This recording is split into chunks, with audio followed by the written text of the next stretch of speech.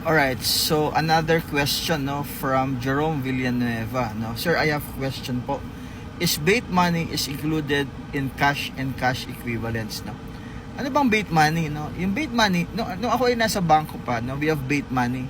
No, ako ay nasa Allied Bank pa, and now it is called the Philippine National Bank. Ano yon? For security purpose. No, yan ay set aside namin. No, for security purposes. If ever there would be stolen cash, no, yan ay with serial number. Okay, so since yan naman ay part of cash, as in cash siya, no, bait money, so depende, no, depende siya, no. If it is immaterial, no, so sabi sa cash is a financial assets, no, wherein you can be able to pay for it, you can pay for money, you can collect for money.